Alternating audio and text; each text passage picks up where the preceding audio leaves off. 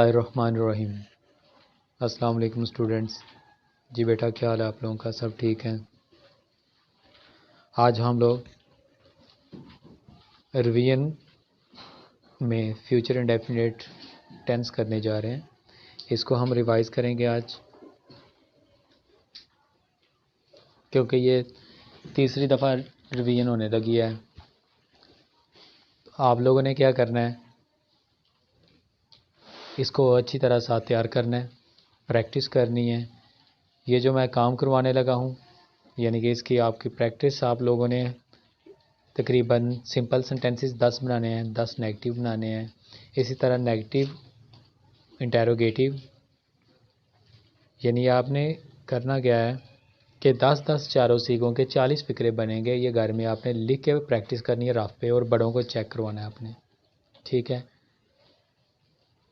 तो आज हम लोग फ्यूचर इंडेफिनिट टेंस रिवाइज करने जा रहे हैं।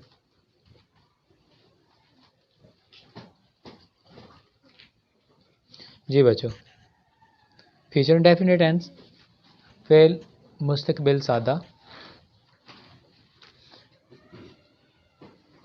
उर्दू में पहचान फ़ेल मुस्तकबिल सादा। फ्यूचर इंडेफिनिट टेंस को उर्दू में क्या कहते हैं? फ़ेल मुस्तकबिल सादा। उर्दू में पहचान देखते हैं हम लोग। हमेशा उर्दू फ़िक़रात के आखिर पर गा, गी, गे,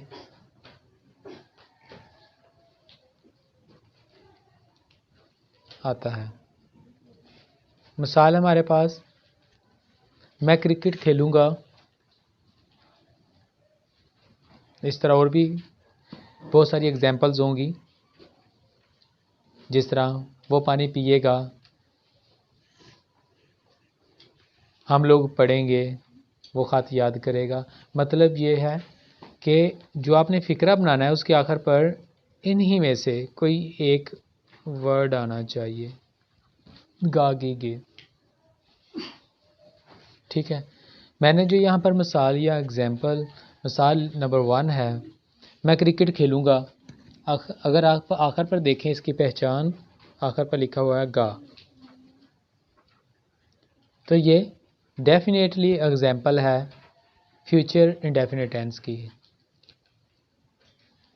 अब हम चलते हैं इंग्लिश में पहचान की तरफ। जैसा कि आप लोगों को पहले भी समझाया गया है, जो एक सेंटेंस है उसके मेन 3 पार्ट्स हैं। कितने पार्ट्स हैं बच्चे? मेन कितने पार्ट्स हैं? 3 पार्ट्स हैं, यानी सब्जेक्ट, वर्ब और ऑब्जेक्ट। सब्जेक्ट, वर्ब और ऑब्जेक्ट। अब हम ये तीनों जो पार्ट्स हैं इनको सेपरेटली अलहदा से डिस्कस करने जा रहे हैं। सबसे पहले मैं डिस्कस करने लगा हूँ सब्जेक्ट। सब्जेक्ट किसे कहते हैं? देखो बच्चे, सब्जेक्ट को उर्दू में फ़ाइल कहते हैं। फ़ाइल किसे कहते हैं? फ़ाइल बेटा काम करने वाले को फ़ाइल कहते हैं। जो एक्टिव बंदा होता है ना किसी में काम, किसी भी काम में, उसको फ़ाइल कहते हैं। अब फ़ाइल को 2 हिस्सों में डिवाइड किया गया है, यानी आईवी का एक ग्रुप बना दिया गया है, यानी सब्जेक्ट को 2 हिस्सों में डिवाइड किया है। एक आईवी का ग्रुप बना दिया गया है, और दूसरा यहाँ पर हमारा ही, शी, इट, यू, दे और एनी नेम का ग्रुप बना दिया गया है। ठीक हो गया? अब मैं चलता हूँ वर्ब की तरफ। वर्ब के मतलब डिस्कस करते हैं। जी बच्चों, वर्ब को उर्दू में कहते हैं फेल। क्या कहते हैं? फेल। फेल कहते हैं काम को, यानी एक्टिविटी जो होती है, जो एक्शन फॉर्म होता है, उसको हम वर्ब कहते हैं। अब अगर हम वर्ब को देखें तो वर्ब के भी 2 मेन पार्ट्स बनते हैं। मतलब वर्ब को the word verb has been divided into 2 parts, as such as helping verb and helping verb and main verb। Helping verb, यहाँ पर हम हेल्पिंग वर्ब को एक्सुलरी वर्ब भी कहते हैं। अब ये जो हेल्पिंग वर्ब है इसकी फिर दो कैटेगरीज हैं, दो किस्म का हेल्पिंग वर्ब यहाँ पर यूज़ हो रहा है। एक ग्रुप जो है विल का है, दूसरा शेल का है। ये हेल्पिंग वर्ब है। ये नीचे विल या विल के नीचे विल नॉट लिखा है या शेल नॉट लिखा है, उसको आपने मद्देनज़र नहीं रखना। नॉट जो है क्योंकि तो वो तो नेगेटिव बनाने के लिए इस्तेमाल करते हैं ना, वो तो आपको बाद में बताते हैं। लेकिन जो मेन हेल्पिंग वर्ब वो दो हैं, एक विल है और दूसरी तरफ शेल है। ठीक हो गया बेटा। ये जो विल है हम किसके साथ लगाएंगे, ये हमारे पास है ही शी इट यू दे एनी नेम वाला जो ग्रुप है उसके साथ हम हेल्पिंग वर्ब लगाएंगे विल। ठीक है। इसी तरह दूसरी तरफ शेल है, इसको हम लगाएंगे आई वी का जो ग्रुप है, इनमें से जौन सा भी सब्जेक्ट यूज़ होगा या सब्जेक्ट के तौर पर आएगा उसके साथ हम शेल हेल्पिंग वर्ब यूज़ करेंगे। ठीक हो गया जी बच्चे। इसी तरह हम बात अगर करें वर्ब की फॉर्म की, तो हमारे पास यहाँ पर जो फॉर्म है वो फर्स्ट फॉर्म इस्तेमाल होगी। कौन सी फॉर्म बच्चे इस्तेमाल होगी, फर्स्ट फॉर्म इस्तेमाल होगी। आगे बढ़ते हैं हम ऑब्जेक्ट की तरफ। ऑब्जेक्ट क्या होता है एक्चुअली, ऑब्जेक्ट को उर्दू में कहते हैं मफूल। मफूल किसे कहते हैं, एक्चुअली जिस पर काम किया जाता है उसको मफूल कहते हैं। सपोज़ फ़र्ज़ किया, अब मैं ऊपर जो एग्जांपल है उसमें से आपको समझाता हूँ ऑब्जेक्ट क्या है। देखें मैंने ये कहा था जिस पर काम किया जाता है उसको ऑब्जेक्ट कहते हैं। मैं बताता हूँ इसमें आई जो है, ये मैं नुक्ता लगाता हूँ, आई जो है ऊपर मिसाल में ये क्या है, ये सब्जेक्ट है।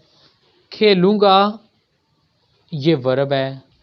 क्या खेलूँगा वो है क्रिकेट। काम किस पर हो रहा है फिर, क्रिकेट पर, क्रिकेट को कहेंगे ऑब्जेक्ट। ठीक हो गया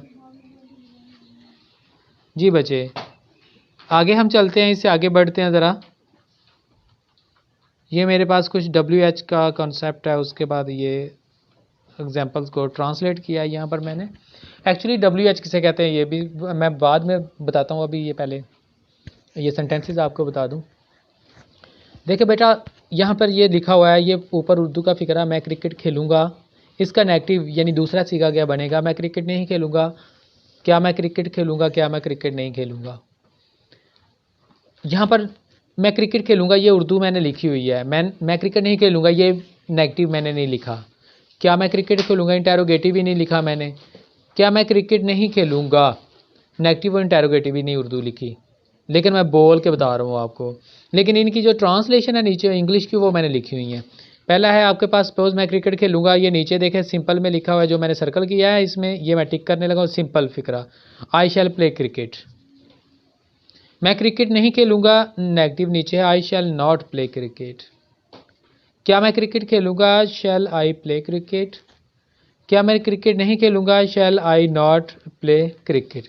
तो इसका मतलब है ये तो इसके सीखे हो गए जो मैंने ट्रांसलेट किए हैं। अब मैं चलता हूँ ये WH जो कंसेप्ट है उसकी तरफ लेके आप लोगों को। यहाँ पर अगर देखें हम लोग तो ये मेरे पास है, ये देखें ज़रा ये। अब मैं बात बताने लगा WH के मतलब आप लोगों को आगाह करने लगा हूँ। WH एक्चुअली बड़ा सवालिये को कहते हैं, बड़े सवालिये जो वर्ड होता है उनको रिप्रेजेंट करता है। ये फ़र्ज़ किया यहाँ पर ये ऊपर वाला जो उर्दू का फ़िक्रा है मैं क्रिकेट खेलूँगा, इसका नेगेटिव बनेगा मैं क्रिकेट नहीं खेलूँगा। सवालिया बनेगा क्या मैं क्रिकेट खेलूँगा। लेकिन बड़ा सवालिया बनाने के लिए मैं क्रिकेट कब खेलूँगा, मैं क्रिकेट कहाँ खेलूँगा, मैं क्रिकेट क्यों खेलूँगा, ये जो वर्ड कब कहाँ क्यों ये हमने पहले ट्रांसलेट करना है इंग्लिश में। मैं क्रिकेट कब खेलूँगा, कब का जो वर्ड है ये आप छोटा सवालिया ये सर्कल में मैं टिक करता हूँ, ये लिखा हुआ है। आपने क्या करना है, कब आपने वैन, कब को ट्रांसलेट करना है इंग्लिश में वैन। ठीक हो गया। आपने क्या कहा वैन को फिक्रे के ये छोटे सवालिया से शुरू में फिक्रे में आपने लगा देना वैन। बाकी जो सवालिया फिक्रा छोटा बना हुआ है वो एज इट इज़ रहेगा। यानी मैं फिक्रा बोलता हूँ when shall I play cricket, मैं क्रिकेट कब खेलूँगा। कहाँ, where shall I play cricket, क्यों, why shall I play cricket. तो इस तरह ये कंसेप्ट जो WH का आ जाएगा। ठीक हो गया बेटा। तो इंशाल्लाह हम ये आगे आप लोगों को बताएं। ज़रा ये कुछ फ़िक्रे लिखे हैं, ये देखें जिस तरह ये है माँ खाना पकाएगी, ये उर्दू लिखा हुआ है।